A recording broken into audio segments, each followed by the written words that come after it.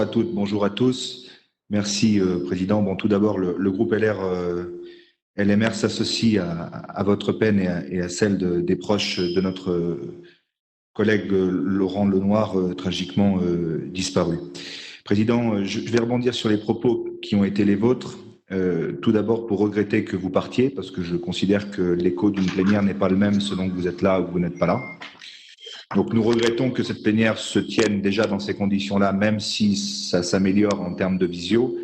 Mais il aurait été préférable que, un, nous soyons en présentiel et deux, que vous soyez présents pour pouvoir répondre aux questions des différents conseillers régionaux présents. Sur les propos que vous avez tenus, je vais y revenir tout à l'heure.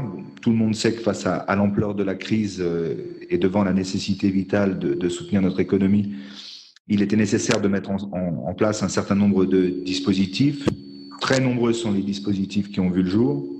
À l'échelle de la région, vous avez initié, je crois qu'il faut le saluer, un fonds de prêt de proximité et de solidarité que vous avez mis en place avec la Banque des Territoires et les EPCI et qui est géré par les plateformes d'initiative locale.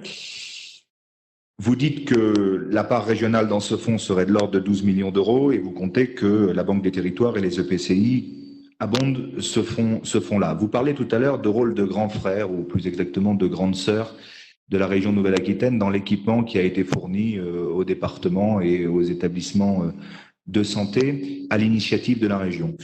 Là-dessus, j'y souscris. En revanche, en ce qui concerne ce fameux fonds de prêt de proximité et de solidarité, je ne suis pas sûr que le rôle de grand frère et de grande sœur de la région ait été clairement entendu, puisqu'il y a maintenant quelques semaines de cela, d'ailleurs on en a discuté tous les deux au téléphone, les départements se sont mis à vouloir créer des fonds spécifiques à leur échelle géographique. Et force est de constater qu'un certain nombre de PCI qui s'étaient prononcés favorablement pour abonder le fonds régional ont changé de braquet et se sont mis à vouloir abonder le fonds des départements, considérant qu'ils étaient sans doute plus lisibles à travers ces fonds départementaux qu'à travers un fonds régional massif. Souci, et ce n'est pas une surprise pour moi, les départements n'ont pas la compétence économique. Et un certain nombre d'autorités compétentes, à travers les préfets, ont contesté la mise en place de ces fonds départementaux. Moi, j'ai une question simple à vous poser, Président. Est-ce que là où les EPCI avaient prévu d'abonder ces dispositifs départementaux, vous allez les convaincre de changer de nouveau de braquet et revenir dans ce fonds régional? Si oui, quand et à quel niveau et à quelle mesure? Aujourd'hui, nous sommes un peu dans l'expectative et le sentiment que nous avons sur les territoires et particulièrement dans le nord de la Nouvelle-Aquitaine, c'est que trop de dispositifs est en train de tuer le dispositif. Donc la question, elle est simple. Avez-vous réussi à convaincre les EPCI et les organismes consulaires, parce que nombreux sont les organismes consulaires qui nous disent qu'ils n'ont pas d'argent, mais qui, ici ou là, étaient prêts à faire en sorte d'abonder ces plans à l'échelle purement locale. Donc allez-vous convaincre les EPCI et ces organismes consulaires de rejoindre ce fonds de solidarité, de proximité que vous avez vous-même initié? Ça, c'est le premier sujet.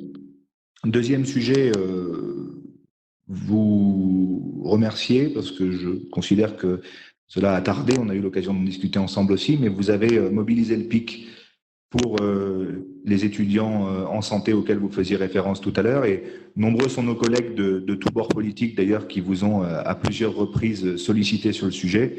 Et je suis content de voir que vous avez changé de vision, en tout cas, que vous avez activé les leviers qui étaient les vôtres pour faire en sorte que ces étudiants en santé qui ont été au contact direct de patients Covid ont pu enfin être rémunérés, peut-être pas complètement à la hauteur de leur travail, mais convenablement.